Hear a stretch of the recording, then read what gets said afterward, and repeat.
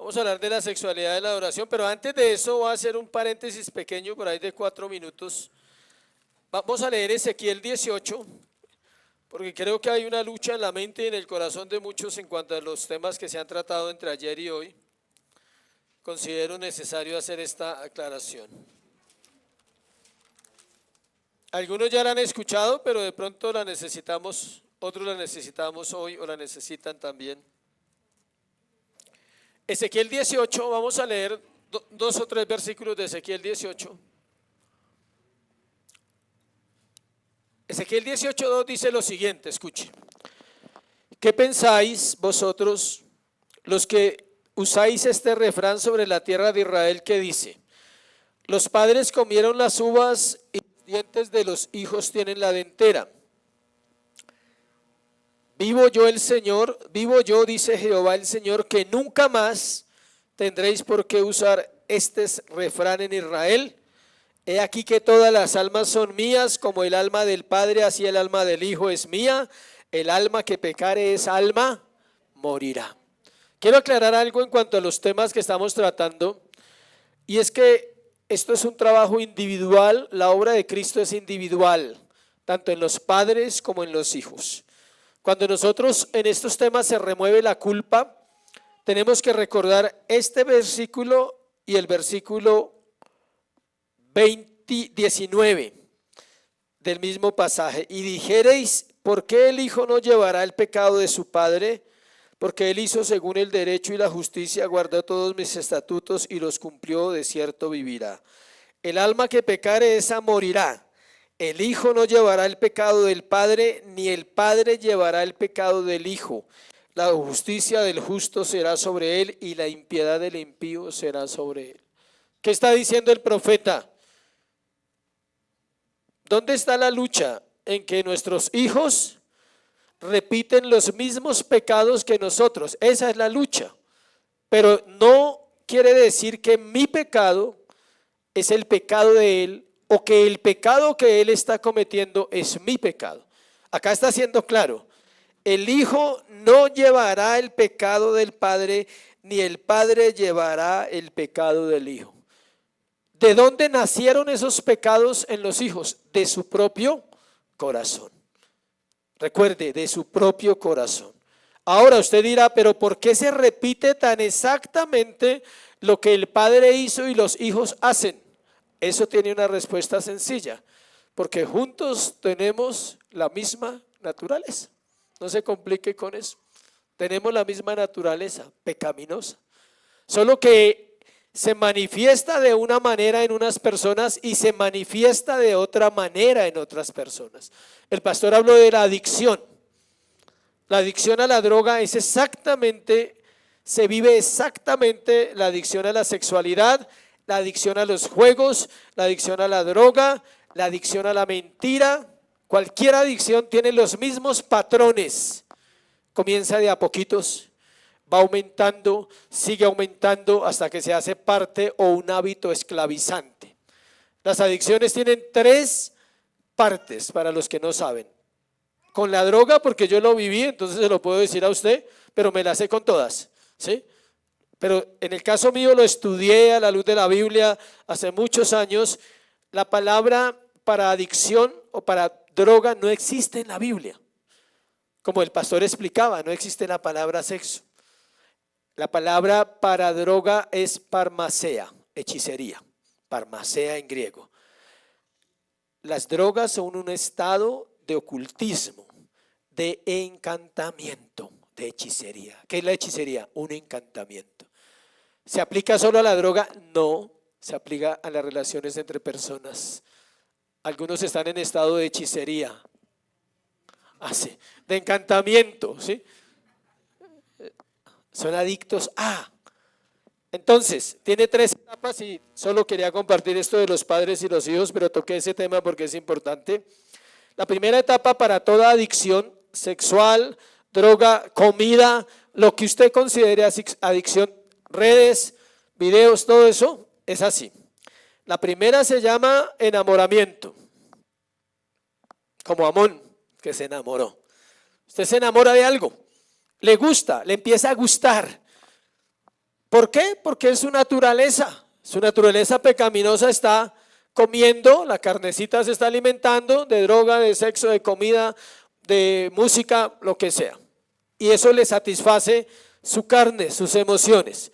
Luego viene una segunda etapa que se llama aceptación. La primera etapa la pueden calcular de 2 a 5 años, donde le gusta. No es dañino, usted cree que no hace daño, súper tal. Con todas las cosas es igual. Luego viene una etapa que se llama aceptación. Acepto que soy así, soy un drogadicto, al que le guste bien y al que no, también. Soy inmoral, me gustan los hombres. Soy así, si mi familia no lo acepta, de malas. Ese soy yo. Así es la rebelión en el corazón humano. Adicto al juego, de malas, no me entienden, a mí me gusta, me gusta. Y luego ya lo acepta y quiere que todo el mundo lo acepte. Ahí han pasado 8 o 10 años pueden pasar en esos procesos, aunque ahora son más acelerados porque ahora hay un poquito más de acelere. Y viene la etapa más dura que se llama la esclavitud. Entonces el esclavo ya sabe, porque ya pasó la etapa de la aceptación, él ya sabe que es un inmoral, que no puede salir del burdel, que no puede dejar de tener relaciones con hombres, hombre con hombre, no puede dejar de mentir, no puede dejar de ser chismoso, no puede dejar de ser ladrón, él ya sabe. Entonces ahora hay una guerra y una miseria, una angustia, porque ahora sí quiere cambiar, pero no puede, porque es un esclavo absoluto. Su mente y su corazón están dominados por esa área de pecado y no puede salir. Solo necesita algo o alguien y es Cristo. Así fue mi proceso, desde los 12 a los 20 y pico de años. Viví las 3 etapas exactamente, hasta que Cristo por misericordia vino a mi vida y me salvó en una cárcel. Y por eso hoy le doy la gloria a Él, porque si no hubiera sido así, hubiera muerto en mi pecado. Bueno, vamos al tema entonces. Ese era un paréntesis para que se le quite esa lucha que tiene ahí en su mente y en esa silla. ¿Listo? Vamos a la sexualidad y la adoración. Es un título que de una vez lo pone a uno a pensar, ¿no? La sexualidad y la adoración. Oremos.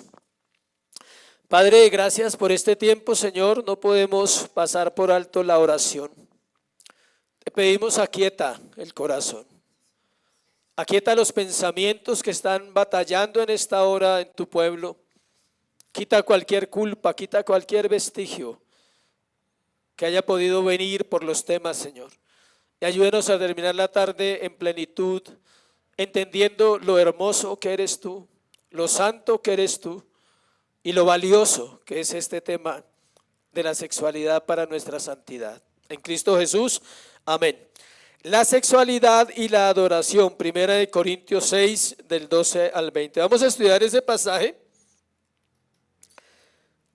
donde encontramos principios y verdades de la sexualidad muy interesantes. 1 Corintios 6, del 12 al 20.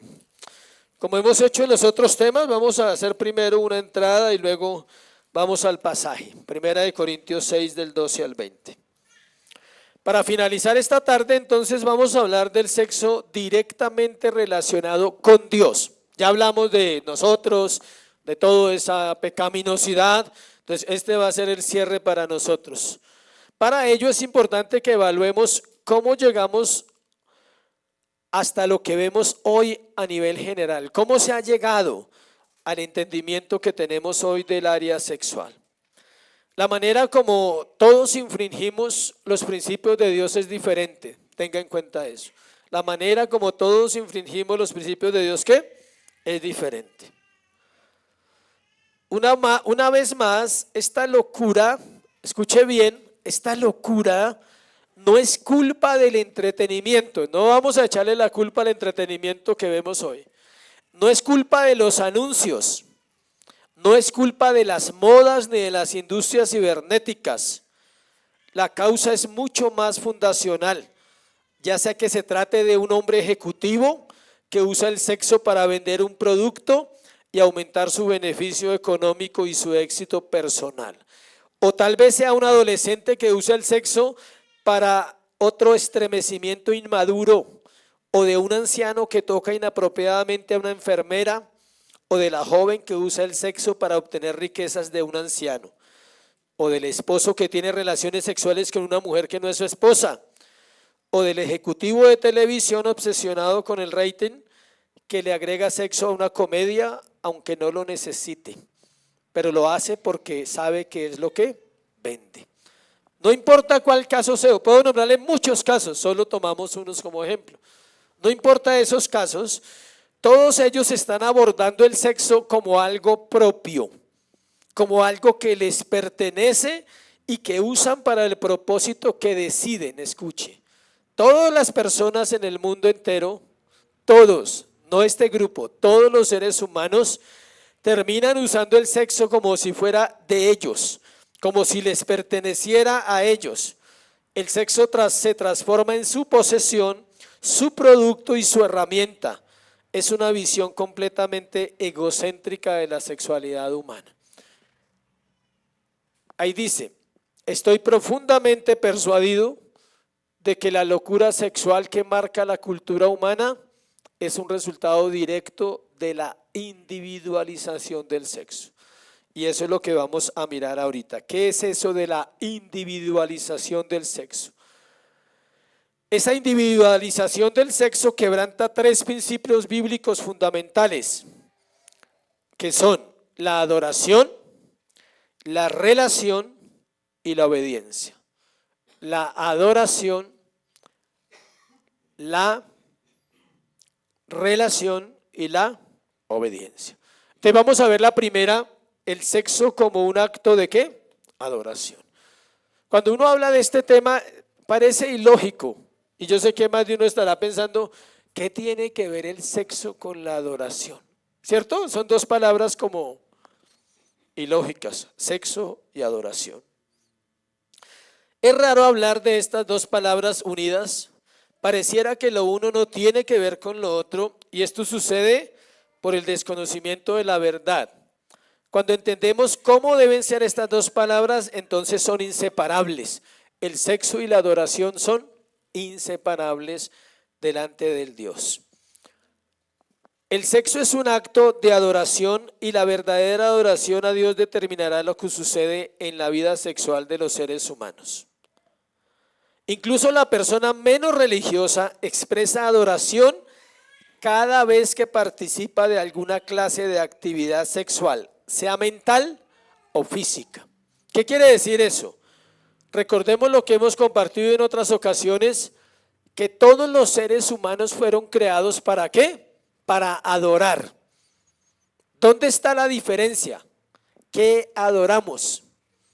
Algunos adoran una piedra. ¿Sí conoce esas religiones que adoran una piedra, la piedrita de no sé qué? Otros adoran la vaca. En la India la vaca es adorada, no pueden comer carne, prefieren morirse de hambre, pero la vaca es Dios. Otros adoran allí en el 20 de julio, van y adoran allá en el 20 de julio. Otros adoran imágenes, deidades.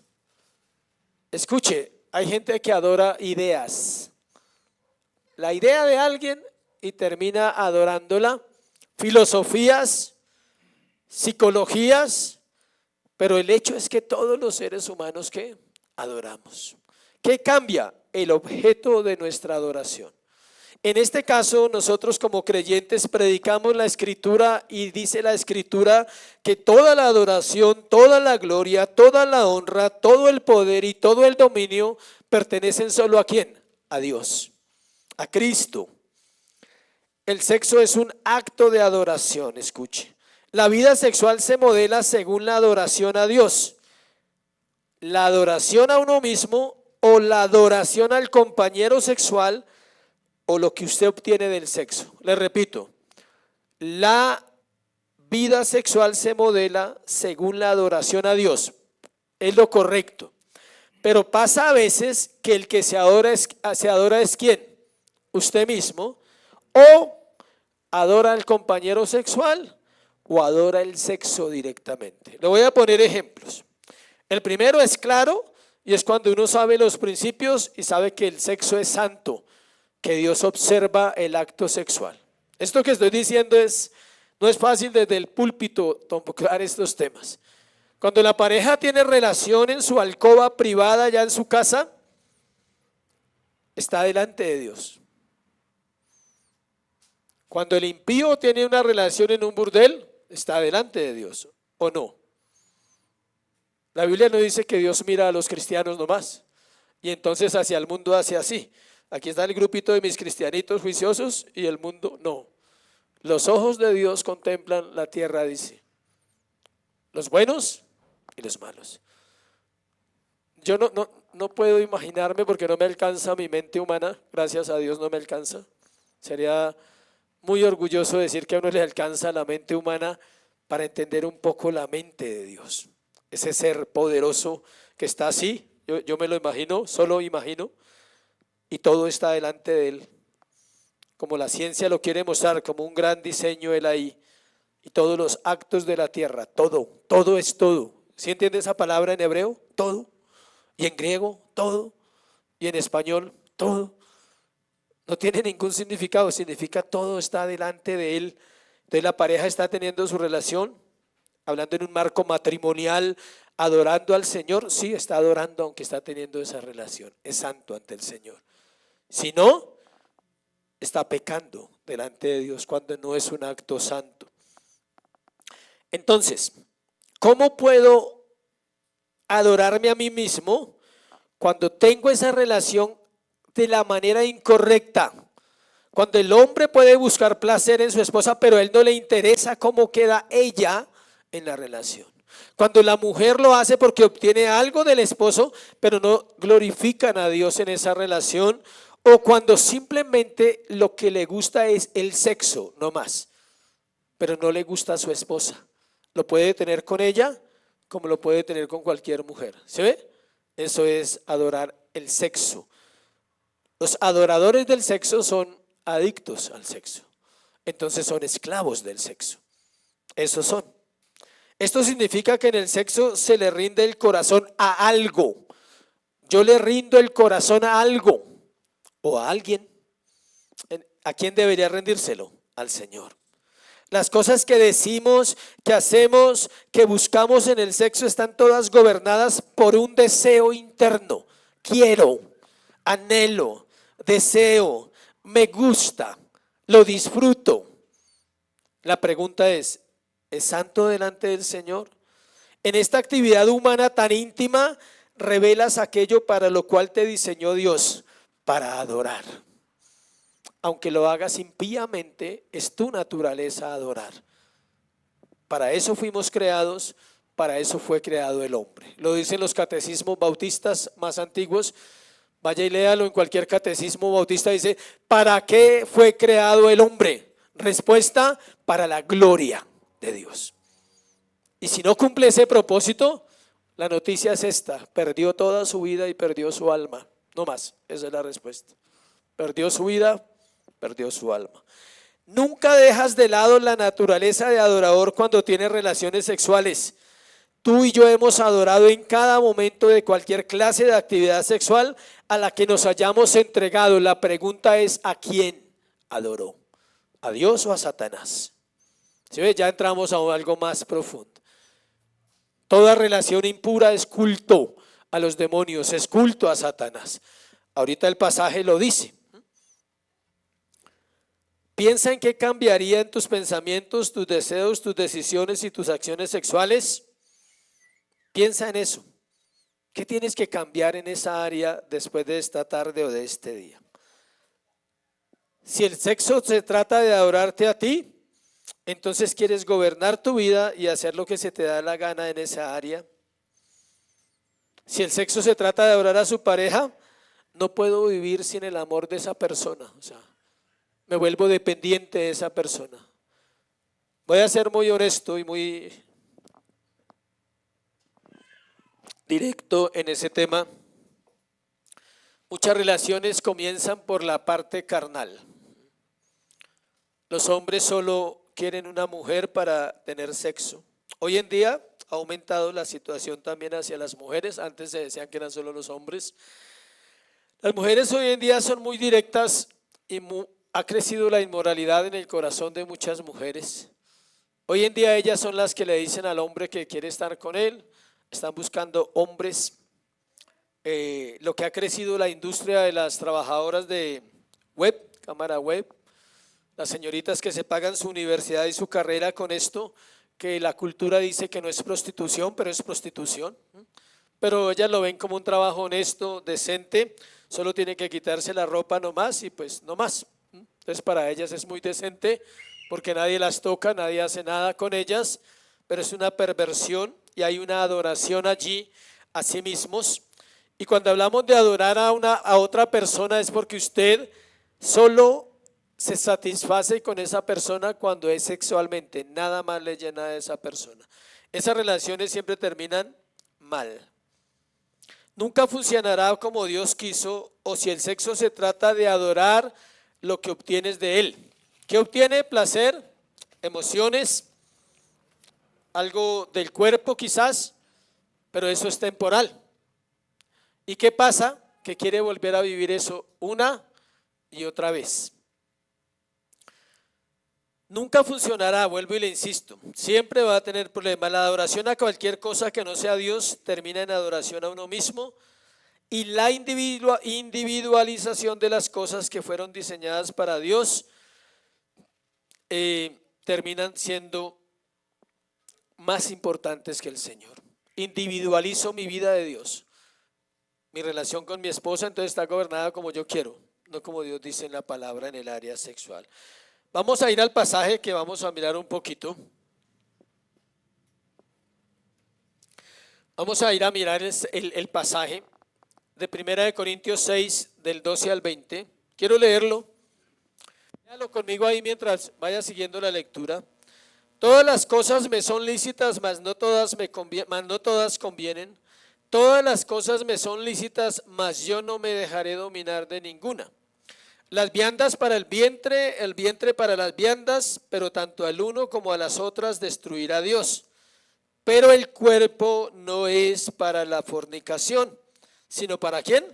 Para el Señor y el Señor para el cuerpo. ¿Sí ve cómo vamos a contextualizar lo que hablamos y lo que vamos a seguir hablando? Y Dios que levantó al Señor también a nosotros nos levantará con su poder. ¿No sabéis que vuestros cuerpos son miembros de Cristo? ¿Quitaré pues los miembros de Cristo y los haré miembros de una ramera?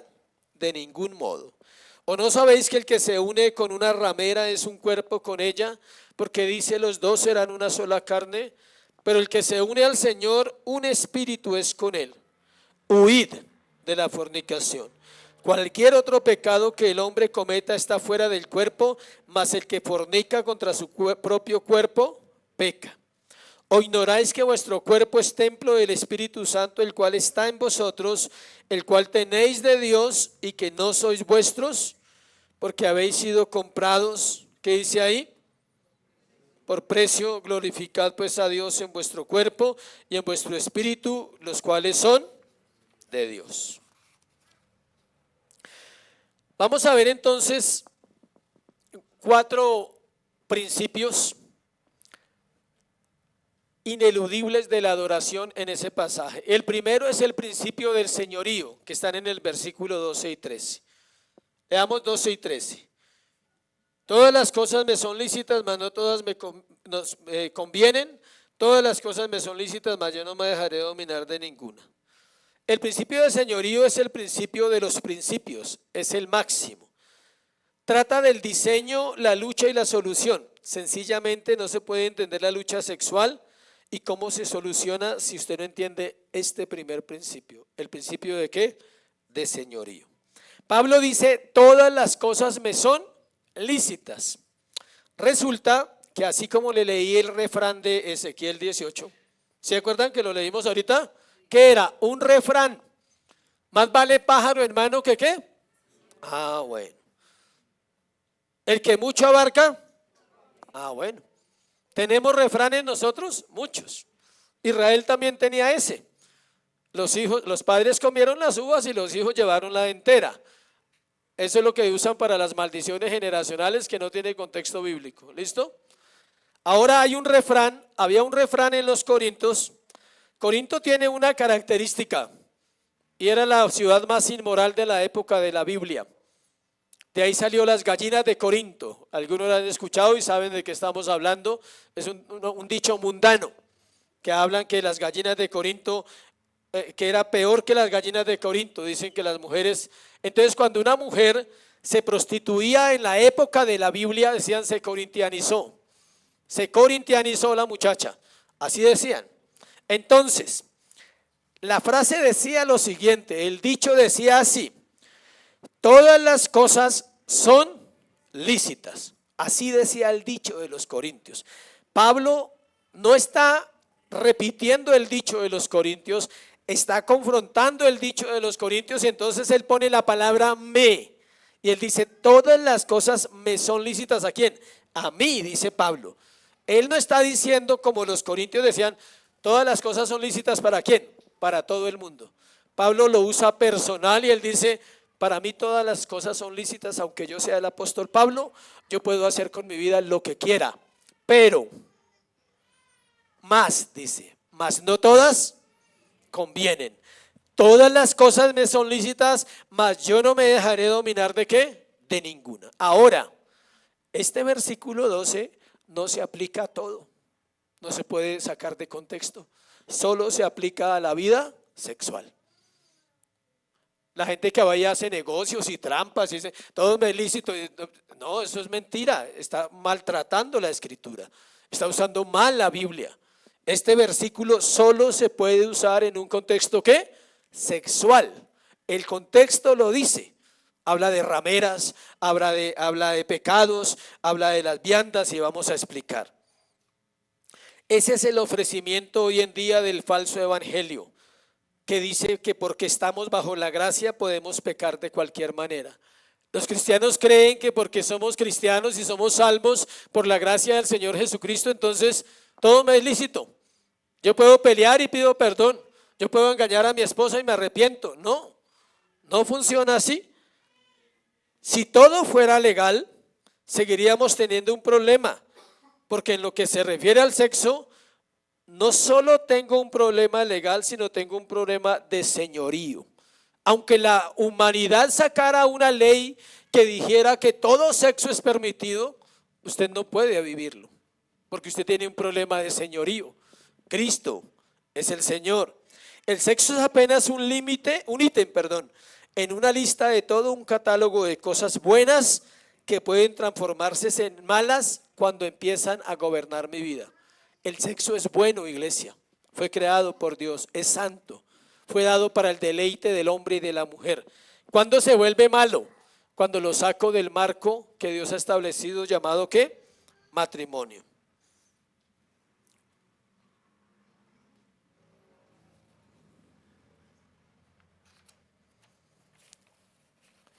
Entonces el principio de señorío, versículo 13 del texto: las viandas para el vientre para las viandas, pero tanto al uno como a la otra destruirá Dios.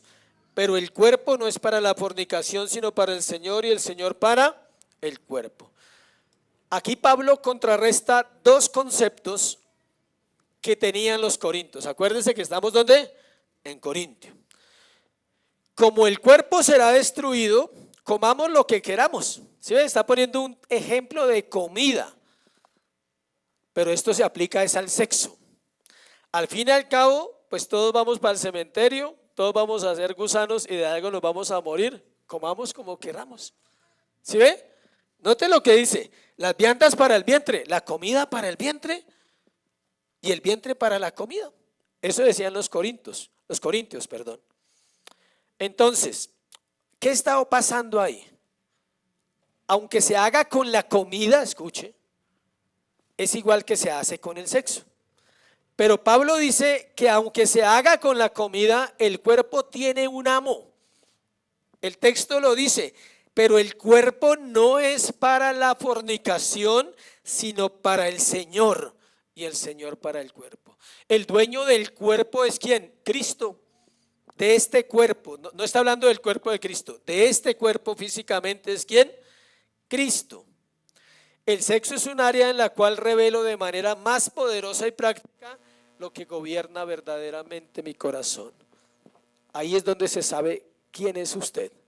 Si usted es un adorador y entregó ya su cuerpo al Señor, Pablo dice, golpeo mi cuerpo cada día. Romanos 12:2 dice, presentad vuestro cuerpo como sacrificio vivo, santo, agradable a Dios, como un culto racional, dice, con entendimiento. Cuando vaya a orar, preséntese al Señor y dígale, te presento mi cuerpo, no solo el alma, te presento mi cuerpo. No quiero que mi cuerpo hoy peque, no quiero que mi cuerpo sea inmoral, mi mente sea inmoral, mis ojos sean inmorales, mis oídos permitan la inmoralidad, porque usted la permite a través de la música inmoral. Cuando usted escucha música inmoral, sus oídos están siendo contaminados. Mire el ejercicio, por los ojos, los oídos, los labios, todo baja ¿dónde? Al corazón. Y la analogía del cuerpo es perfecta. Si le entra agua aquí, baja por acá, ¿sí? Si le entra agua por acá, baja por acá. Y si le entra por aquí, baja por aquí. Sencillo, no tiene ninguna ciencia, ni un ángel le va a explicar eso. ¿Listo? Así es lo espiritual.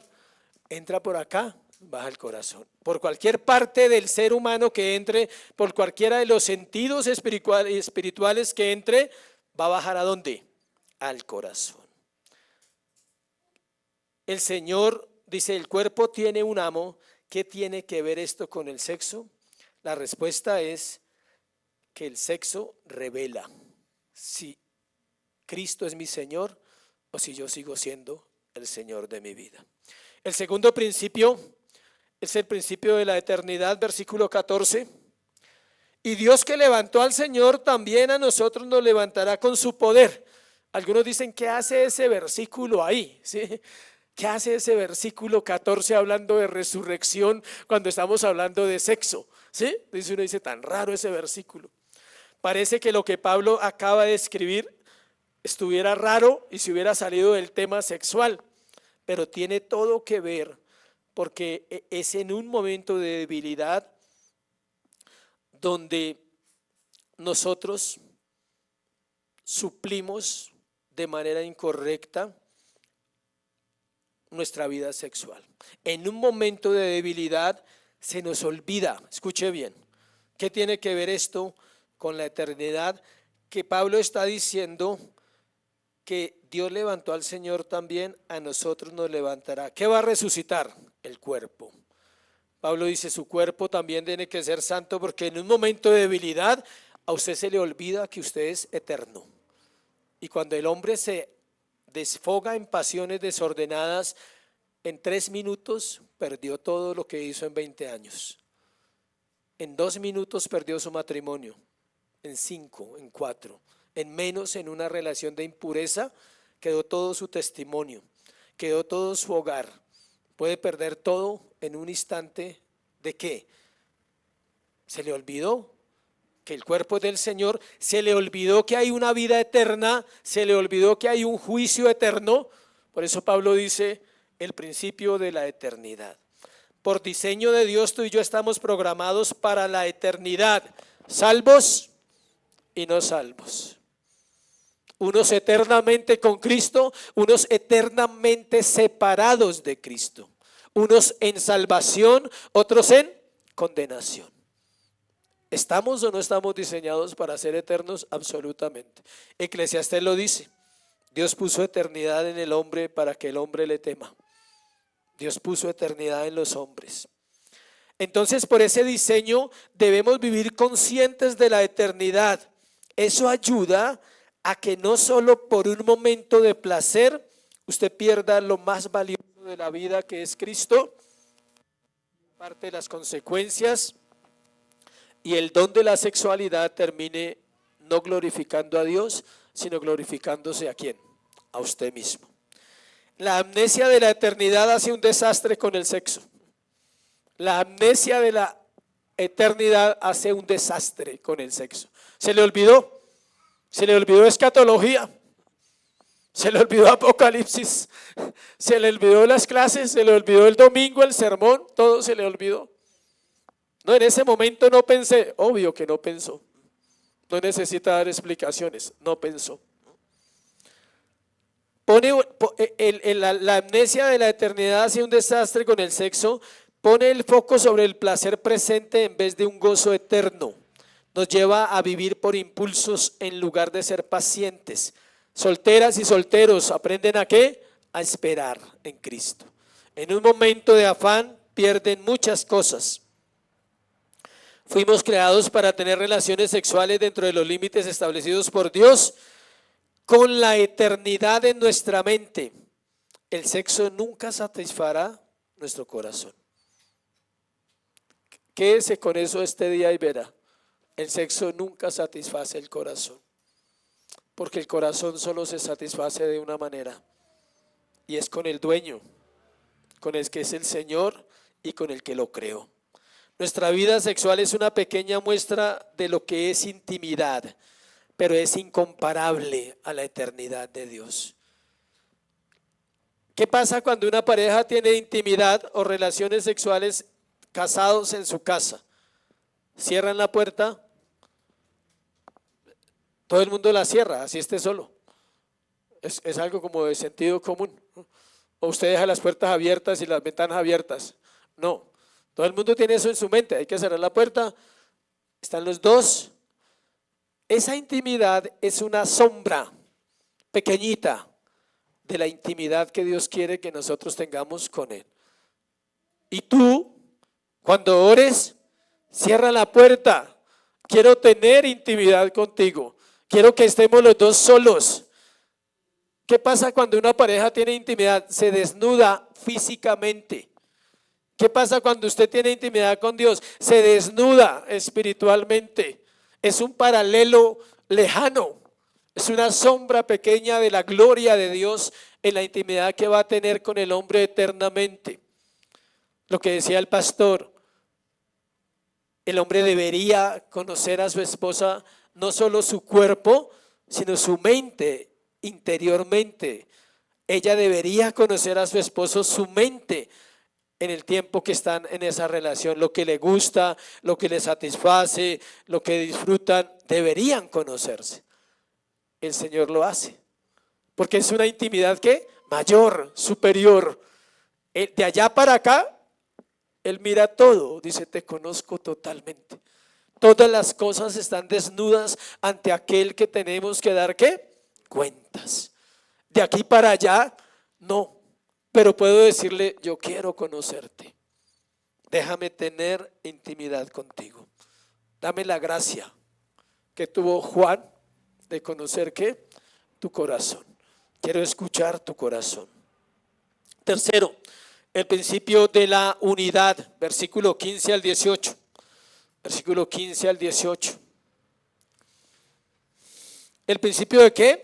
De la unidad. ¿No sabéis que vuestros cuerpos son miembros de Cristo? Pregunta Pablo. ¿Quitaré los miembros de Cristo y los haré miembros de una ramera? De ningún modo. ¿O no sabéis que el que se une con una ramera es un cuerpo con ella, porque dice: los dos serán una sola carne? Pero el que se une al Señor, ¿qué dice? Un espíritu es con él. Dejémoslo hasta el 17. Con un lenguaje impactante y aleccionador, Pablo nos recuerda algo que siempre debemos recordar al tratar con las relaciones, los placeres y las tentaciones de ese mundo caído aquí. Él nos recuerda. Pablo dice: todo aquel que se ha unido a Cristo no está unido solo en el alma, está hablando de los miembros del cuerpo. Note lo que dice ahí. ¿No sabéis que vuestros cuerpos son miembros de Cristo? ¿Quitaré los miembros de Cristo y los haré miembros de una ramera? Tus cualidades emotivas, físicas, mentales, tu personalidad, tu espiritualidad, todas están unidas ¿a quién? A Cristo. ¿Esto qué quiere decir? Que llevas a Cristo donde tú vayas. Cristo no se queda en la casa cuando usted sale a trabajar. Él no se queda en la casa cuando usted va en un transporte. Cristo vive en nosotros. No tienes a Cristo y la parte espiritual de tu vida aparte, o la parte secular de tu vida no existe. La unión con Cristo implica que tu vida no está dividida. está solamente en un sentido de unidad. Es Cristo en ti, contigo, durante los momentos más íntimos y secretos, incluso los momentos más oscuros de tu vida están ahí con Cristo. Incluso cuando pecamos contra Él sexualmente, Él no se puede salir de su cuerpo. Por eso es que dice que se pisotea la sangre de Cristo, se pisotea la obra de Cristo. El creyente cuando peca sexualmente, Cristo no dice vaya y ahorita hablamos. No, no puede. Cristo nunca se sale del corazón de ningún creyente. Él está ahí. Y uno lo sabe, pero lo olvida. Uno lo sabe, pero lo pasa por alto. Versículo 15, fuerte ese versículo. Cuando pecamos sexualmente estamos tratando de unir a Cristo al pecado. ¿Se oye? Usted está tratando de unir a Cristo a una ramera, a un pecado, a algo ilícito. Obvio que no lo puede hacer. El pecado no contamina a Cristo porque es poderoso. Esta unidad no solo hace eso, sino también hace que Él provea la gracia necesaria para ser santos. El que se une al Señor, un espíritu es con Él. Él dice, un espíritu. Entonces, no solamente lo llevamos al pecado, sino porque Él está en nosotros, nos puede hacer que podamos vencer en ciertas tentaciones. Mire, yo les digo de verdad, hombres, los hombres no estamos preparados para tentaciones sexuales. No estamos preparados. Hace 28 años que el Señor por su gracia vino a mi vida y siempre le doy gracias porque nunca me ha permitido quedar en un pecado postrado. He pecado como todos los seres humanos, pero en mi pastorado hace casi 10 años, 9 años, estos últimos 9 años Dios ha guardado mi vida, no porque yo sea mejor que ustedes, sino por gracia, porque Él sabe que un hombre no está preparado para una tentación de ese tipo. Muchos hombres han caído en ese pecado y tenemos que recordar que la Biblia es clara, dice que Dios los entrega porque algo pasó en sus corazones, porque tal vez dejaron de agradar al Señor con sus vidas, porque tal vez fueron permitiendo indiscreciones, videos, imágenes, coquetería en la misma iglesia, coquetería en el barrio. Algo fue permitiendo el varón de Dios y dice que Dios cuando quiere entregar a un hombre es Dios quien envía a una mujer. Y después de eso es muy difícil levantarse. No, es muy difícil. Cuando la cuestión viene de parte de Dios para un hombre, es algo muy difícil. Es porque el Señor sabe por qué lo está haciendo. Pero Dios dice que el hombre tiene que cuidarse. Y cerramos con el principio de la propiedad, versículo 18 al 20. Huid de la fornicación, cualquier otro pecado que el hombre cometa está fuera del cuerpo, mas el que fornica contra su propio cuerpo peca. ¿Ignoráis que vuestro cuerpo es qué? Templo del Espíritu Santo, el cual está en vosotros, el cual tenéis de Dios y que no sois vuestros? El principio de propiedad, tenemos un dueño. Tenemos un dueño y es dueño porque nos compró, versículo 20. Y nos compró por un precio altísimo, su sangre. De los 4 principios, esta es la base de los otros 3. Tenemos dueño, ya no vivimos para nosotros. Mira el modelo. Cristo es el dueño de la iglesia. El cuerpo tiene un dueño. El esposo es el dueño del cuerpo de la esposa y la esposa es la dueña del cuerpo del esposo. Es el mismo modelo. Tenemos dueño. O sea, podemos decir que tenemos 2 dueños. Uno en el cielo y otro en la tierra, los casados. Y los solteros, un solo dueño suficiente, que es el Señor.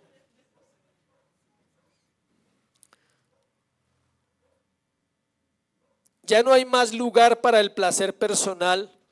El edificio que es tu cuerpo ha sido reclamado como templo para la adoración de Dios solamente, y todo lo que haces y las maneras en que lo haces deben respetar ese propósito. El precio fue la muerte del Hijo de Dios en el versículo 20. Qué insulto frente a semejante precio es actuar como si tuvieras derecho de hacer lo que quieres con tu cuerpo, con quien quieres y cuando tú quieres. Es un insulto a la obra de Cristo. Ahora, una vez más, ¿acaso es este un llamado a la derrota y al desánimo? Si usted lo está entendiendo así, usted no está entendiendo la palabra. Debes saber que tu Salvador ya hizo aquello que tú no puedes hacer. Debes saber que tu Salvador te llamó porque te va a capacitar y te da todo lo que necesitas para que no fracases en el área sexual y para que puedas huir a Dios cada vez que eres tentado y que tienes luchas en esta área. Tu situación con Dios nunca se basa en la pureza de tu corazón. Qué bueno, ¿no? Saber eso. Si fuera por su pureza y la mía, no tendríamos relación con Dios. Pero no se basa en la relación de Dios, se basa en la gracia y en la perfecta vida de Cristo ante el Padre. No se basa en tu pureza o en mi pureza, se basa en la gracia del Señor y en la pureza que Él se presentó ante Dios santo y perfecto. Estos 4 principios cambian por completo la cosmovisión de una persona. Señorío, tu vida sexual será formada según quién o qué gobierna tu corazón. Eternidad, tu vida sexual será formada según si vives para los placeres temporales del aquí y la ahora o la eternidad en tu mente. Unidad, has sido unido a Cristo y donde vayas Él está. No hay vida secular y no hay vida espiritual. Solo hay 2 clases de vida, santa o pecaminosa. Y propiedad, tu vida sexual será formada al actuar como si tu cuerpo le perteneciera a otro que la compró con el precio de su sangre. Vamos a terminar con 2 mandamientos que están ahí mismo. 2 mandamientos que ayudan para que la sexualidad sea adoración para el Señor. Las preguntas, recuerde ponerlas allí si van a hacer preguntas. Tenemos 2 mandamientos que se enlazan a los principios que ya vimos. Estos 2 mandamientos están unidos a los otros 4 principios que vimos. Vamos a ver el primero. El mandamiento de huir de la inmoralidad sexual, versículo 18. Ahí lo dice. Huid de la fornicación. Usted puede orar todo lo que quiera, todos los días y todas las noches de su vida. Y el día que venga la tentación sexual, usted no la puede enfrentar, dice la Biblia. ¿Tiene que qué? Huir. ¿Quién hizo eso? José. Salió corriendo cuando la esposa de Potifar le dijo que se acostara y como no logró lo que ella quería, le quitó la ropa y dijo que él la iba a violar. Pero José salió corriendo. Y José era santo. Era un hombre de oración, era un hombre de Dios. Pero él sabía que no iba a poder resistir el pecado con esta mujer. Escuchen, hombres, aquí no se trata de belleza o de medidas. Aquí no se trata de cuerpos o de formas. Se trata que el pecado está en nuestro corazón. No es la mujer más bonita, puedes caer con la que menos pensabas que ibas a caer. Con esa puedes caer. La persona que usted nunca se imaginó en su mente puede llevarlo a una infidelidad sexual con su esposa o con su esposo también. Debes de estar dispuesto a huir de los pensamientos que se esfuerzan por pintar como hermoso lo que Dios ha prohibido. Tendrás que huir de deseos que por momentos parezcan demasiado poderosos como para resistirlos. Tendrás que huir del susurro seductor del enemigo que te tentará con mentiras. Tendrás que huir de las situaciones y los lugares que aprovechen tus debilidades. Hay lugares donde nosotros no debemos ir, no podemos ir. Hay cosas que nosotros no debemos hacer. Hay personas con las cuales es mejor no hablar. Secretos del pasado, relaciones pasadas furtivas. Te encuentras con una persona con la cual tuviste relaciones y ahora eres casado, sirves en la iglesia, eres feliz. ¿Qué debes hacer? Huir. Y lo más probable, contarle a tu pareja. Es lo más honesto que se debe hacer. Tendrás que huir del orgullo, el cual te dice que eres más fuerte de lo que eres en verdad. No, no va a pasar nada, yo lo tengo controlado. Tendrás que huir del egoísmo, el cual permitirá que uses a otros para tu propio placer. Tendrás que huir de cuestiones de las cuales te encantaría participar, pero te exponen a cosas que no puedes manejar. Salidas, reuniones, citas. Una cita con un hombre en una cafetería que no es tu esposo es una cita. Cuando nosotros atendemos personas, yo atiendo personas con mi esposa. En una cafetería o acá en la iglesia atiendo mujeres con mi esposa. No las puedo atender solas. O a no ser que la iglesia esté acá y la oficina esté ahí abierta. No es bueno estar solo con ninguna mujer. No por miedos, por ética. La mujer tampoco debe estar sola con ningún hombre.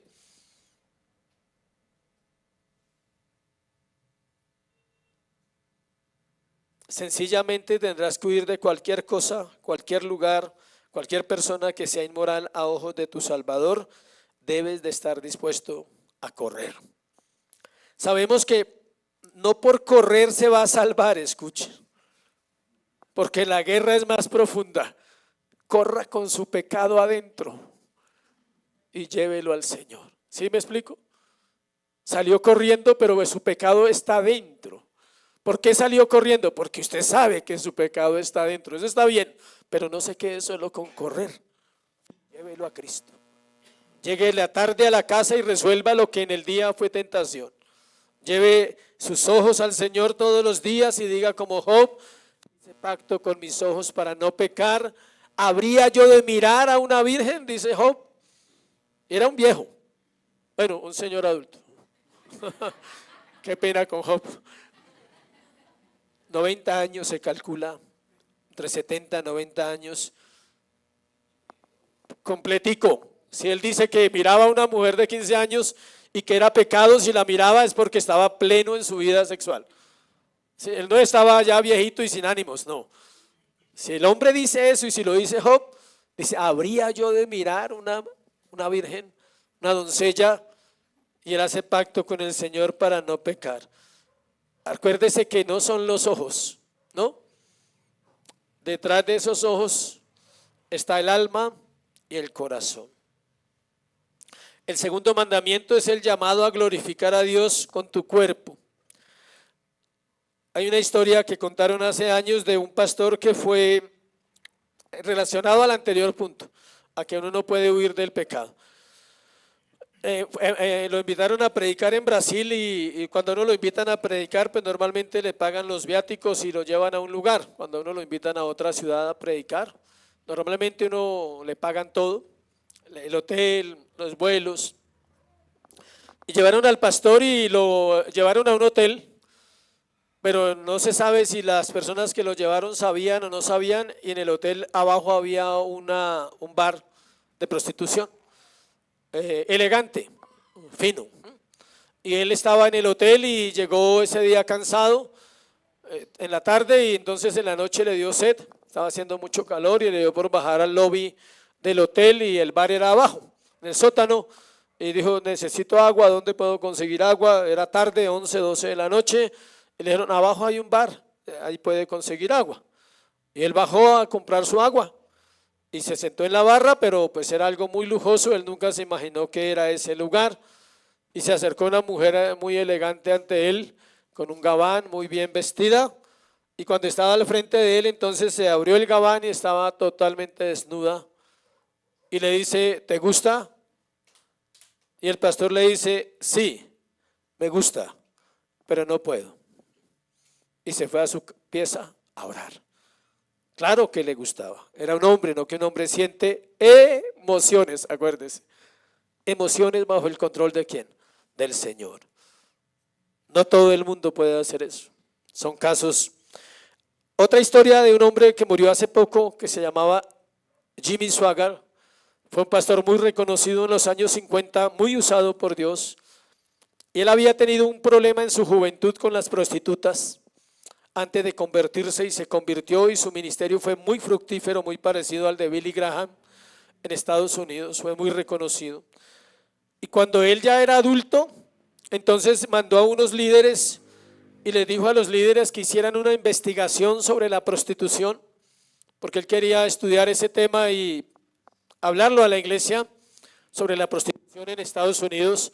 Y los líderes fueron y hicieron su trabajo, porque el pastor los mandó, llevaron un estudio, y él empezó, cuando salía de la oficina de trabajar, entonces empezó a irse todas las tardes por el lado de los burdeles y solo miraba y llegaba a su casa. Y así pasaron varios meses o quizás años. Todos los días se iba por el mismo lugar y pasaba y miraba a las prostitutas y llegaba a su casa y su vida seguía. Hasta que un día paró y terminó con una de ellas. Y hasta ahí llegó su ministerio.